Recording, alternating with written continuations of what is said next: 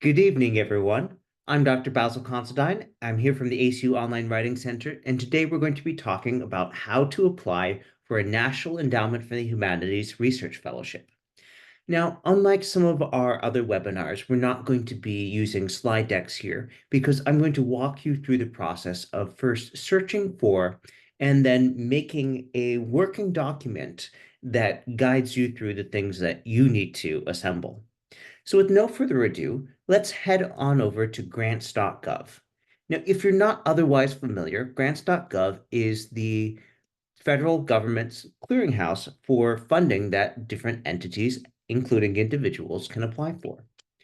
And you'll want to set up an account and do that before the day that something is due. But the accounts are free. And for an individual, you can do a same day thing. It's just, the system may be a little slower. So I would say do that beforehand. And it's good to leave yourself some buffer time.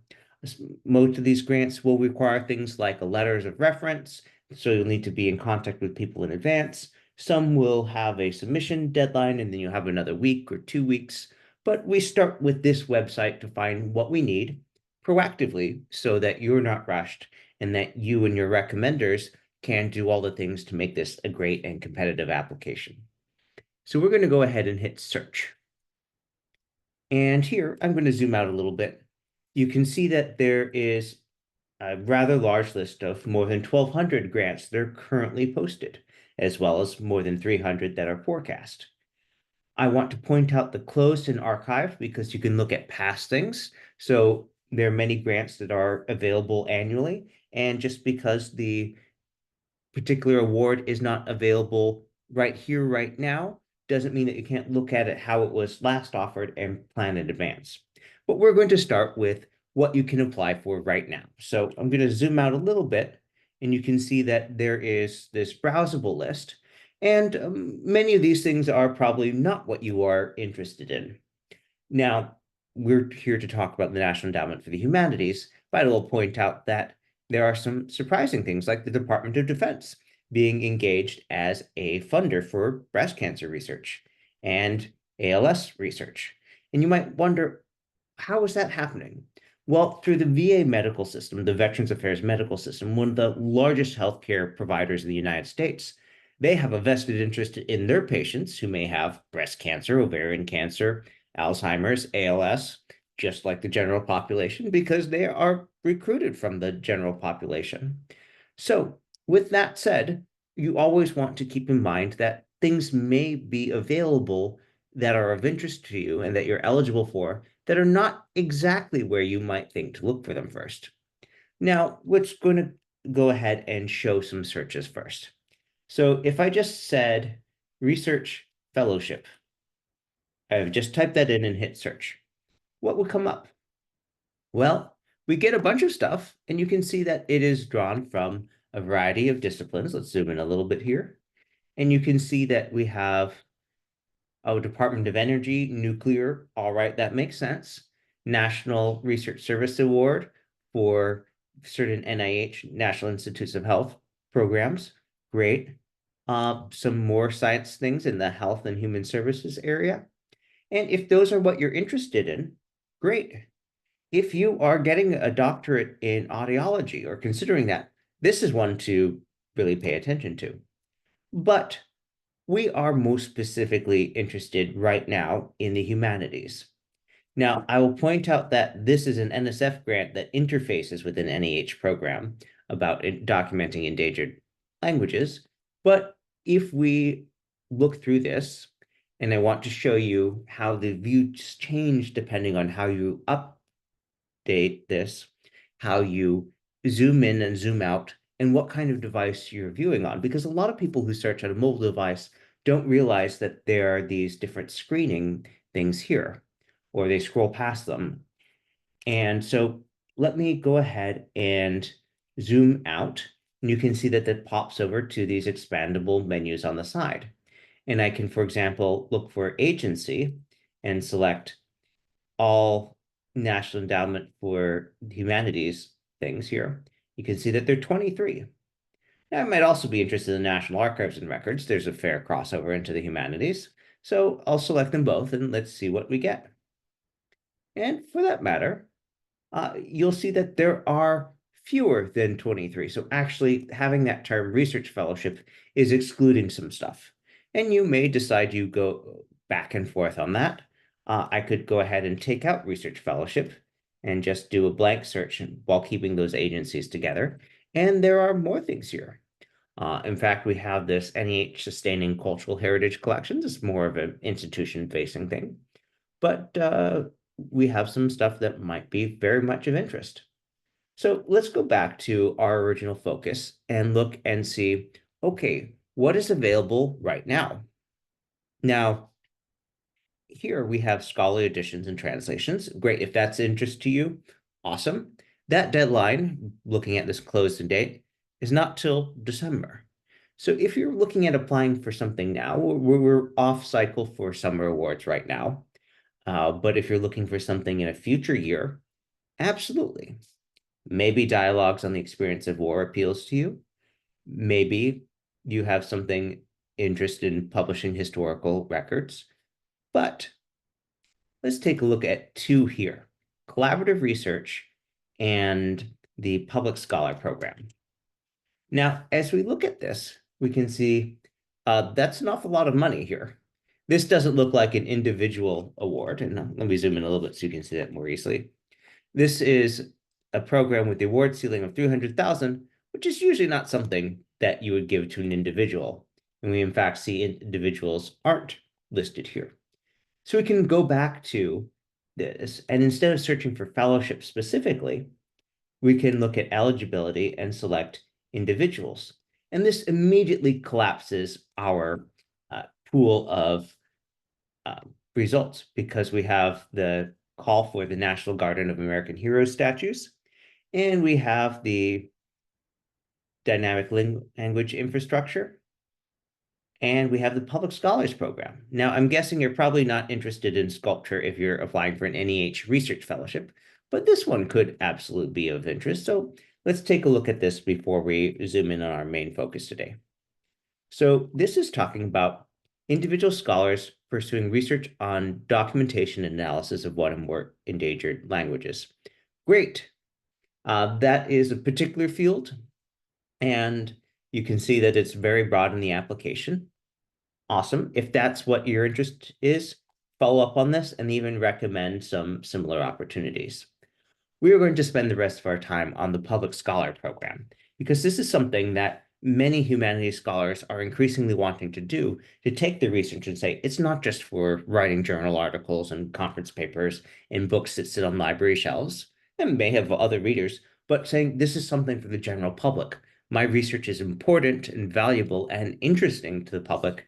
I would like support specifically to present it there.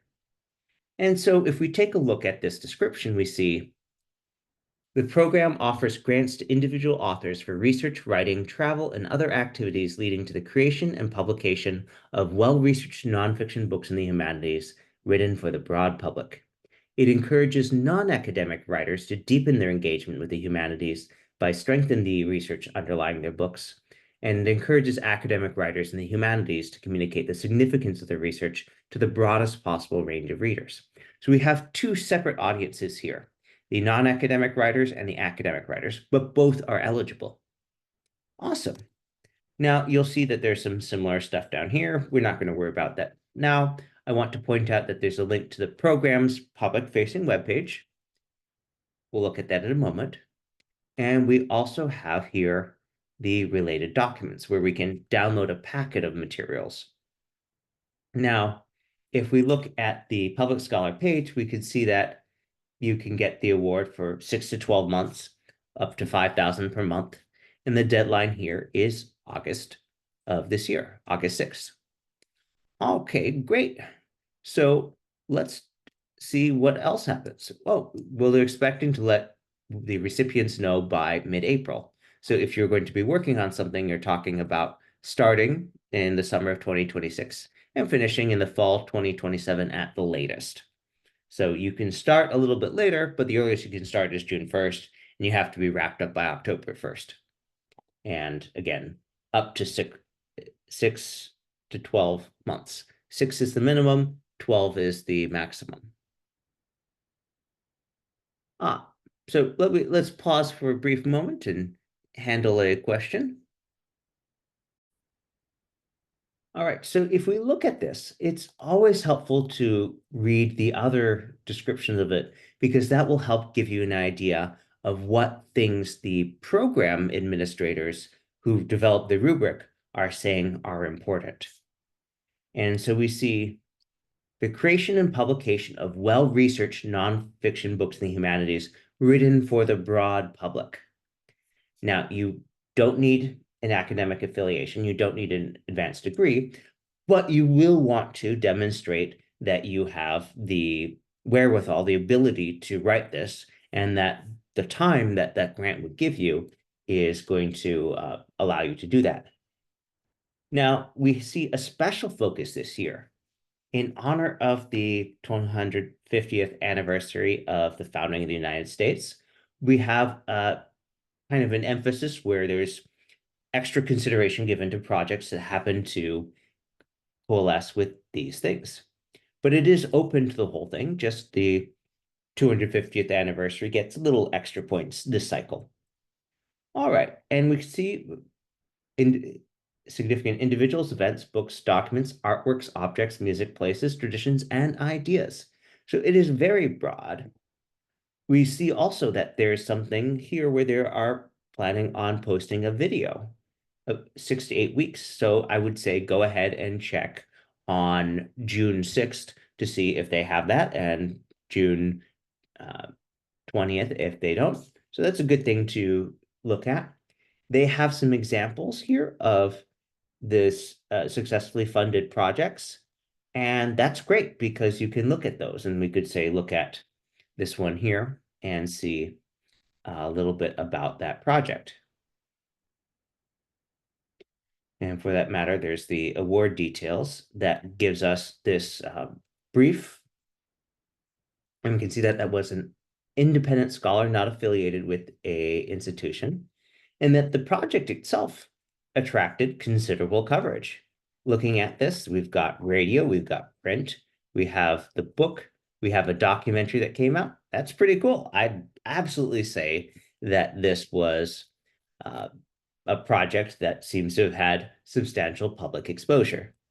Now, you'll notice that this was funding research done in 2016 to 2017, and the book got all this attention in 2019. And the reality of publishing is that sometimes it takes some number of years after the research thing to finish writing or for it to finish going through the editorial and marketing process and then appear from the public. So there's often a lag, and just consider that when you're writing your application. Let us now look at the application instructions here. And as we look into that, we see that there is a summary of all the things, including a frequently asked question. Great, we should look at that. Some sample application narratives. This is really valuable because you might look at this and say, oh, here is something that is in some perspective, in some respect, similar to what I'm doing that I can use to just get an idea of what kind of level of detail to go into. So I happen to be a fond reader of the Bronte sisters' writing, so I'm going to pop open this one and take a look at it. Most of these other stuff is just about the mechanics of submission, including making an account using the application system and tracking those letters of recommendation. Now, here we can see, oh, there's that book for sale. That's fun. Mark that for reading later. We want to look at the frequently asked questions. And so that they repeat that, hey, you don't need to be a university professor to get that. And that this is specifically supposed to be for general readers, not scholars, not scholars as the primary authorship for readership. So that public thing, if you've ever applied for an NEH research grant and they said, well, this doesn't seem academic enough, then this may be the program for you. All right. Now, here we have the requirements if you haven't published a book with a press. And so they mention articles or essays in general interest publications that reach a large national or international audience. Great. So again, this is basically showing that you have the prior authorship that suggests that you would perform well with this award. All right. Now, you might be reading this and saying, well, not yet. And then say, okay, based on that, I want to prioritize in the next year, 2 years, 3 years. I want to prioritize checking off the things that will make me indisputably eligible and have fulfilled those requirements for publication. And they note here that there's some overlap between social sciences and the humanities, and that's fine with them. And again, if you're a graduate student, you think about it for years down the line after you're done. Okay, so let's just wrap up here. You can't split the award, but people can apply jointly for a project as separate applications that spell out their contribution. So it doesn't mean you can't collaborate and split the money, but you have to apply separately.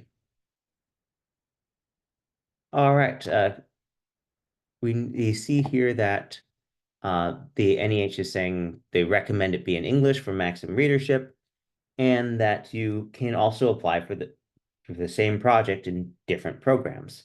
Although again, the regular research fellowships are more prioritizing the academic side versus the public scholars. So you will probably find that one fits better in one versus the other. And then we have a note that if you're so happy as to get offered 2 awards from these different programs, that you can only accept one in a given cycle. All right, now let us go ahead and now move on to the application itself.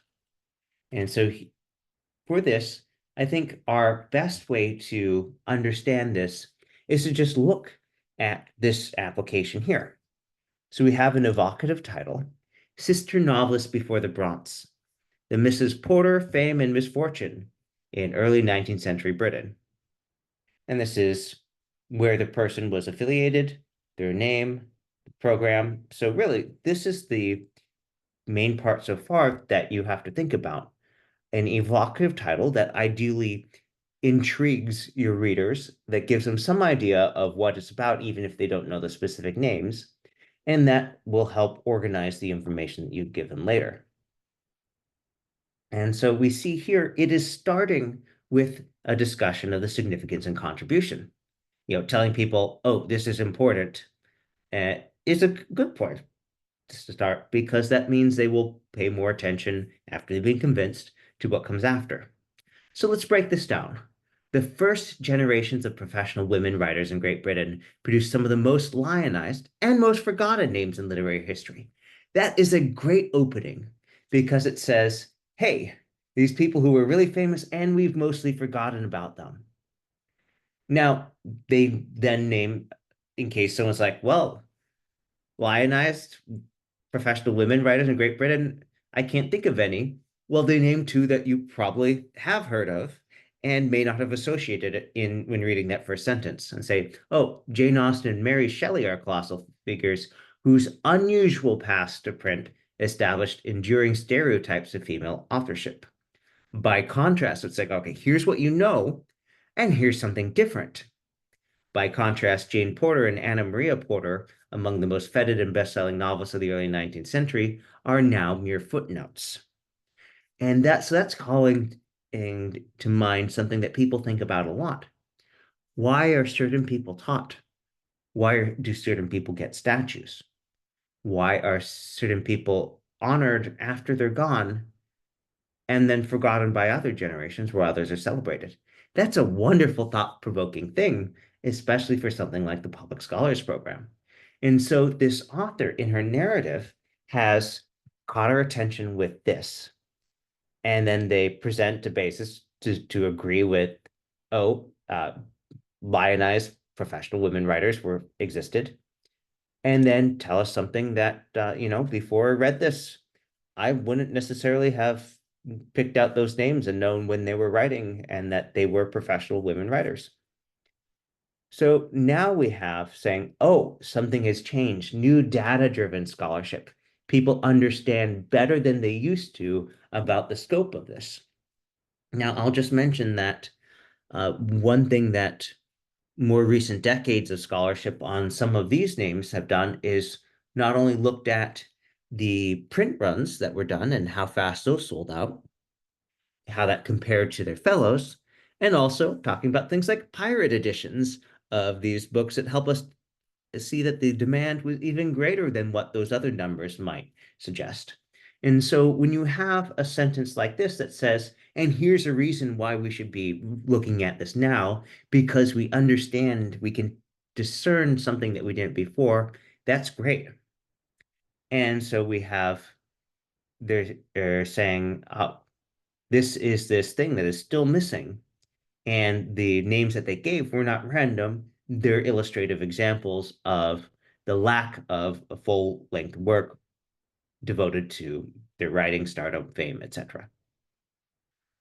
And then they contextualize. They say, okay, they're working specifically on a book, and it's going to be focusing on that and drawing on thousands of surviving letters and manuscripts that remain almost entirely unmined. So the information is out there, but no one's really channeled it and presented it.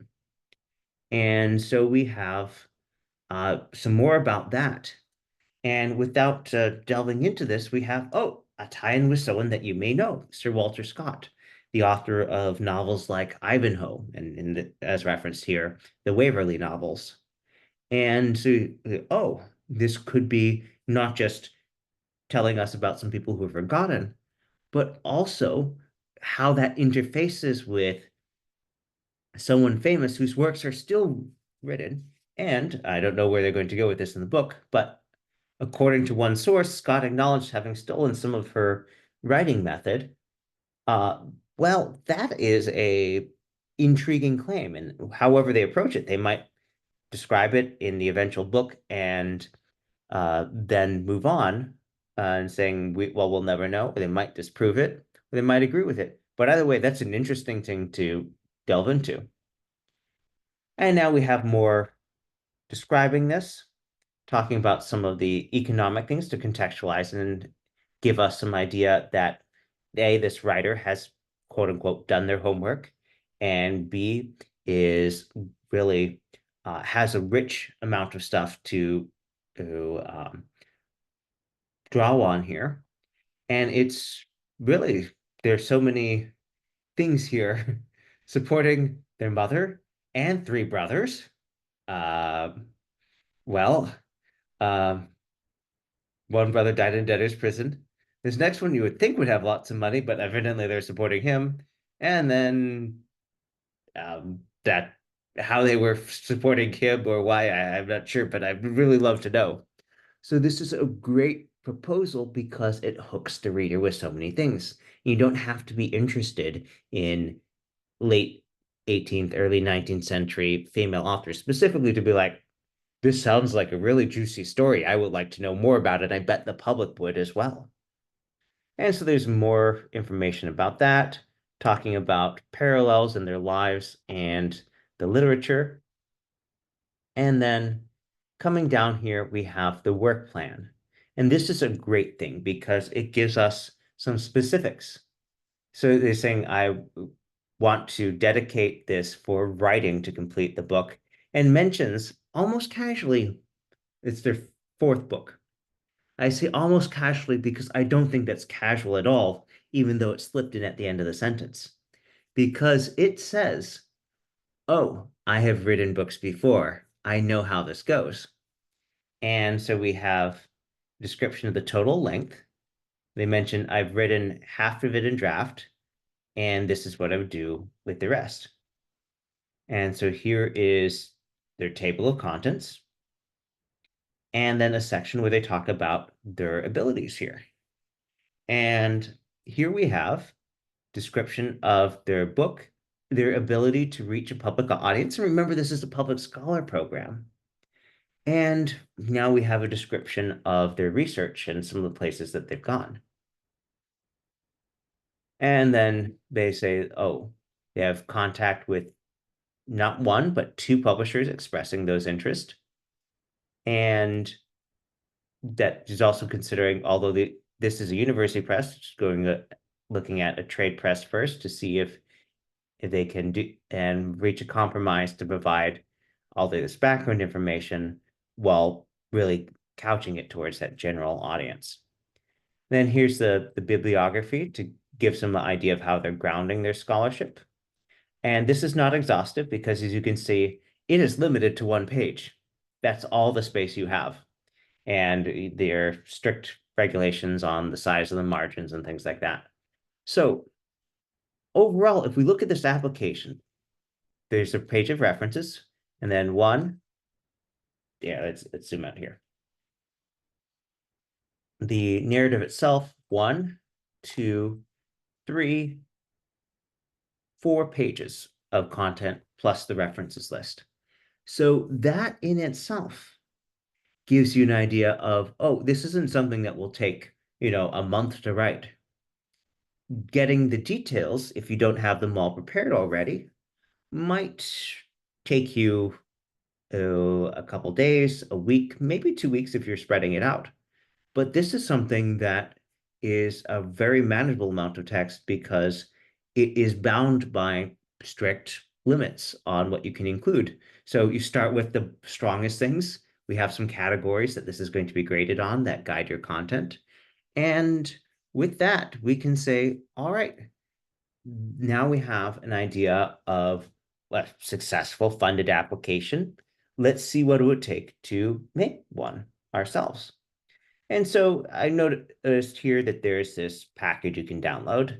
And I do recommend looking at this because even though there's the application system and everything, if you are accessing that, just looking at it away from everything else, it does make it a lot easier to focus on that.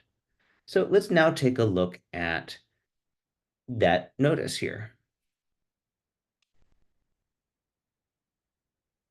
And we see, oh, be aware the deadline is going to be just before midnight Eastern time. So if you're, say, in Pacific time, make sure you mark your calendar accordingly. They award about 25 of these per year. And based on something they showed earlier, it's about 1 in 12 applications get funded. So, if you're not funded, it's not that it's a bad application necessarily, but they have certain priorities. And it also means that if you're looking at something where there's special resonance, like that tie-in with the America 250 program, bring those out because that might be the reason for you to apply this year. In general, for something like this recurring, I say apply every year. But even if you've looked at this recently, note that the America 250 thing was added just in April 2nd. So that is a new highlight. And so you might be even working on an application and want to go ahead and point out the ties to that. All right, so we've got a number of background things, some of which we've looked at earlier. I'm here interested in what actually has to go into the application. And if we look at this, we see that there's no requirement to submit a budget, but we do want to look at this and see, okay, what is going to restrict what we do? Well, you can apply to all these other things. Again, you can just only accept one of them at a time. And by that, I mean in a particular financial cycle. All right. Now, for what has to be included in here, well, we have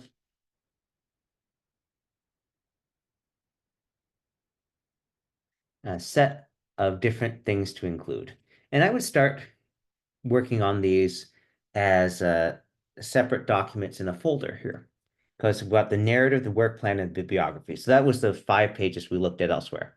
The resume.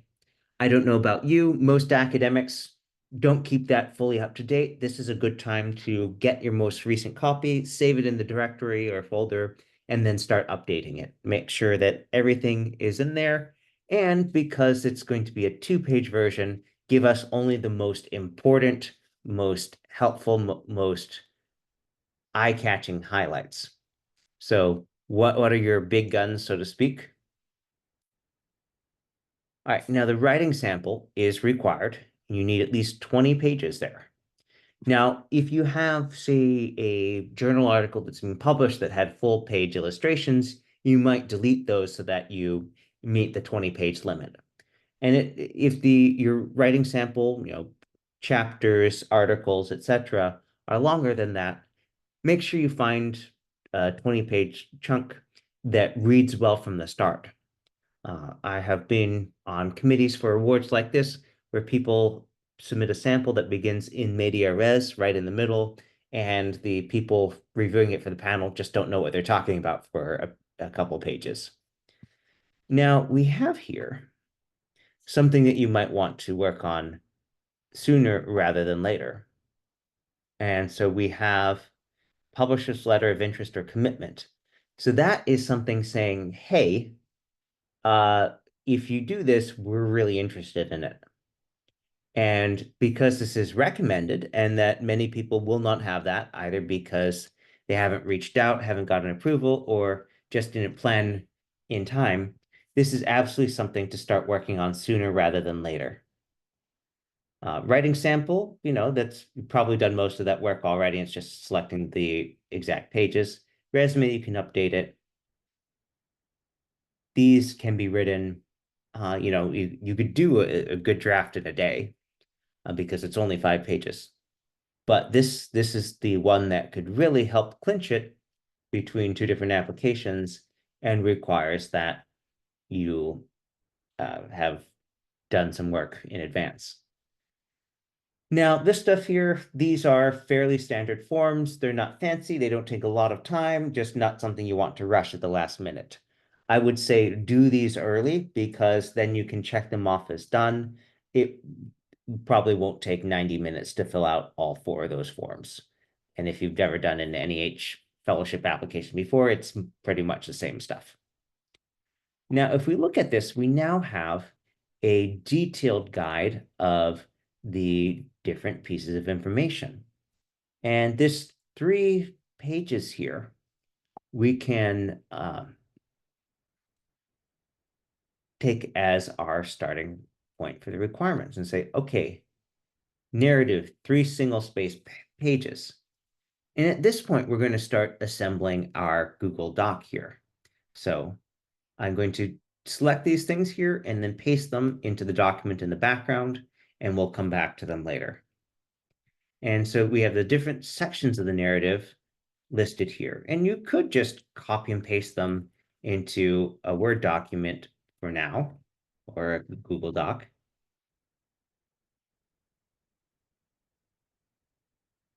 And we have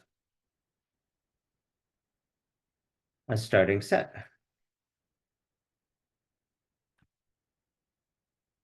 All right, let's take a look at our Google Doc in progress now.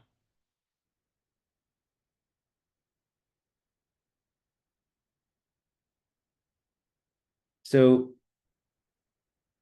for our narrative, we have essentially a set of bulleted lists that we can separate here as here are specific things that you're supposed to do, so you can use that as a guide. And if we were to take this and go ahead and look at the narrative that we examined earlier, I think we would find that it is doing these things in much the same order. Let's take a look.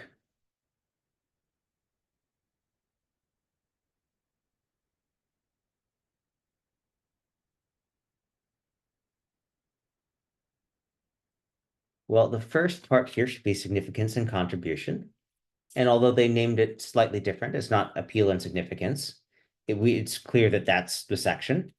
When you say describe the appeal and significance of the proposed project for general readers, we really have that done in this first paragraph.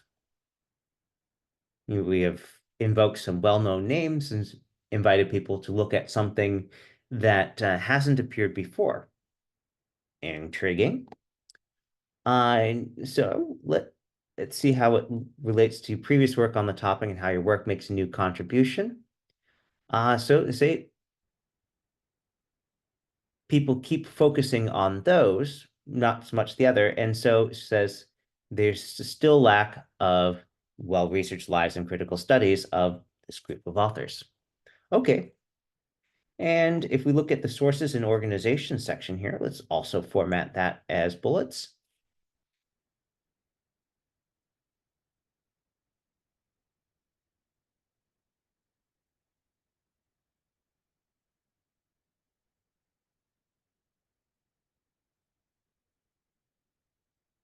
Now, as we look at this, let us compare some things here in the document. So it says discuss your sources and research materials. So if we go back to this example here, we see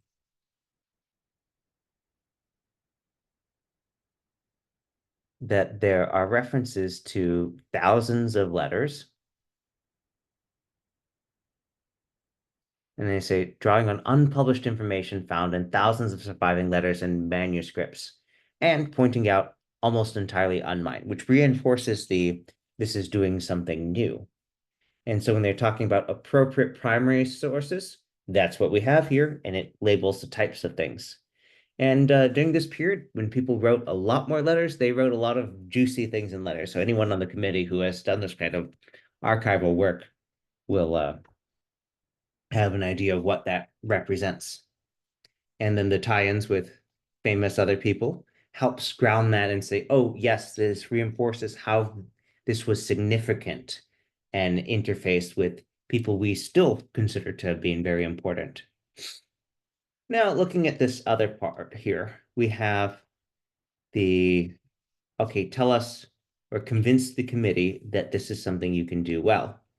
And that level of competence and language skills, that's mostly coming in if you're working in a different language, which the example wasn't, but say if you were working with French sources, you'd want to have evidence uh, in some easy to demonstrate fashion of your fluency in French to the point that is required.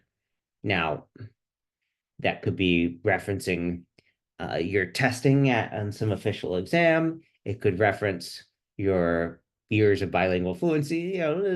Depending on the project, that might be something that you need to spell it in more detail. Like, for example, if you're working with 16th century French sources, there are ways that they write things that if you've demonstrated you've worked with that stuff before, then it will make it more clear that you were able to do that, because just reading the handwriting can be a real exercise.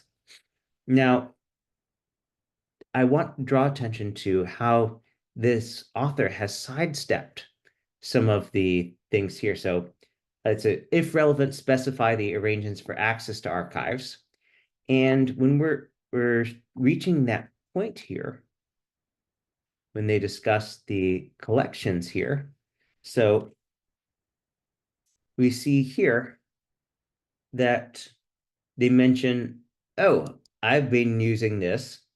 I already went to the archives and did that part and working with this stuff for 15 years on other fellowships. And so that not only says, hey, here's what I'm doing, I've been doing the big time consuming part for a long time. And other people have said that they thought it was worthy of funding as well.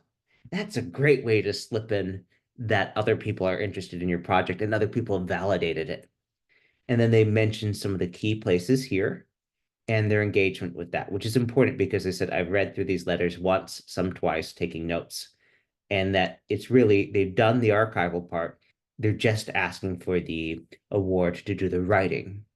And so that is spinning a narrative of they are ready to deliver this product once they've been able to sit down and write on it. They've done all the stuff that normally might stretch years and make it hard to deliver it. So as it says here, they've been working on it for past 15 years. Now, your project may have come to you more recent than that, and that's fine. But as they say, if you've got it, flaunt it. In this case, don't hide your qualifications for the thing that you're trying to get.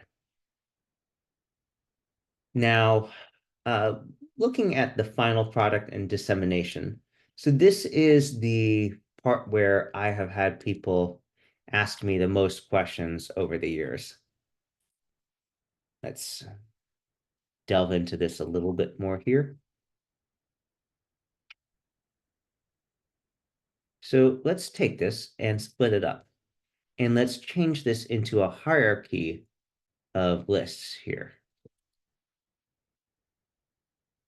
So this is really a sub-bullet. The what are you going to create and who's going to read it? Why is what you're doing appropriate for them? Now, this next one is about the, okay, well, who wants to publish it? And then if you've got that squared away already, all right, give us more about that. And it's not a, you must have it, but again, the more you can show that you have something ready to deliver, whatever it is, within the project term or shortly thereafter, the stronger your application. All right. Now, this is a great way for showing, because this is intended for the general public, how you would be handling the use of things like footnotes and citations. So here, I'd like to call your attention to how this application did it, or they're the writer for that. So we have,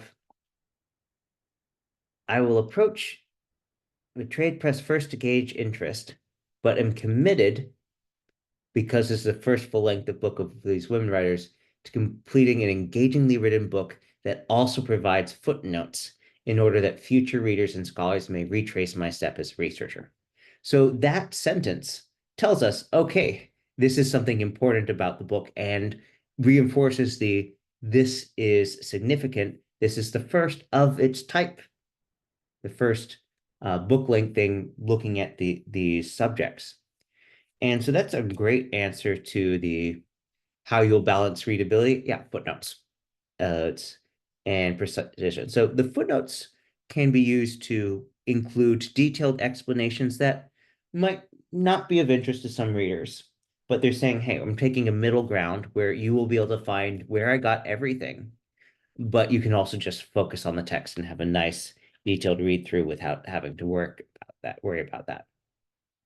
Now, in the case of this project, the people have been dead for almost 200 years now, so there's not so much concern about the material being under copyright, but it is a good thing to cover if you are working with someone who is still alive or recently passed away and their works are still under copyright. You will notice that this item here is not included because they were not discussing it. And honestly, if you're looking for something that you might skip to save on space, this is a good one because you're not required to have supplemental digital materials. But if it's something that would be a strength of your project, like say you have audio to go with something, then talk about that. And it could be, well, the publisher has created a digital space or agreed to create a digital space, or here's a model for what we're going to do that demonstrates how we're going to do it. Okay, so let's talk about the aspects here. So you can delve into the review part if you want. But if you've ever looked at a fellowship review panel, it's much the same thing where you have peer reviewers who are going in and reading applications and scoring them. And the way that those scores are compared, that will vary depending on the specific opportunity, but it is in some way a mean or an average of what is coming through.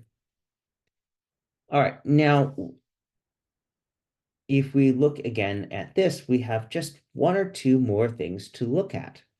What you should do. Well, there's that question of what will you do about your references? Well, it says the request for letters will not go out until 3 or 4 weeks after the application deadline.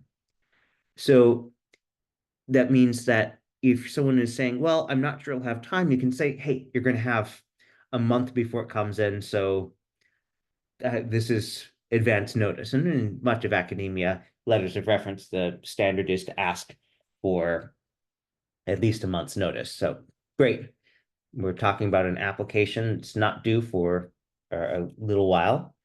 And we're talking about an application that they will have an extra month of grace to get that together. Now, I would have them write the letter and discuss the letter with them, provided it's not going to be fully confidential, because you should absolutely talk with your letter writers about what you would like them to include and to give them examples of that, the things you want them to discuss about, so that they can easily refer to concrete things. Now, late letters are not great, but NEH will add them when they get supplied. So a late letter is going to be better than none, but better to have both the letters in on time. And a great way to do that is, again, to work with the people writing them in advance to make sure that they are submitted in a timely fashion, because all I have to do is log into the website and submit it. So to recap, we're looking at the NEH Public Scholars Program, which can be used for applying for 6 to 12 months of support for research, writing, or both. And we have a deadline coming up in August 6th. And you can apply for other NEH programs as well. But if you're looking at writing something specifically for a public audience, this is the one where that is prioritized and weighted. We have a special time-related offering of America 250, the 250th anniversary of the start of the American Revolution, that gives applications that touch on that some special weight. So something to consider. All right. I think that's going to be wrapping us up for today. So let me go through some of the other ways that you might follow up if this is something that you're interested in. If you're a member of the ACU community, ACU Online, whether you're a faculty, staff, student, or recent alum, we're happy to work with you at the ACU Online Writing Center. You can go to my.acu.edu and select the Online Writing Center group page and follow the instructions for making an appointment. You can make two types of appointments. You can either have an email appointment where you sign up for a time, send us your draft, any special requests. We'll get back to you within 24 hours of the appointment time. And you can also schedule a Zoom appointment where you're working in real time with us. And so for something like this, I would recommend the Zoom appointment. But if you're especially working in advance, you can absolutely do the email ones or both. Often people find that the Zoom appointment is helpful for a final kind of other eyes review before they submit it, because that way, if someone has any questions or says, well, this could be more clear, you can look at how to do that and trade off on some of the other things like limited page numbers in advance. All right. That brings us to a close today. Thank you again for joining us. And with that, have a good night.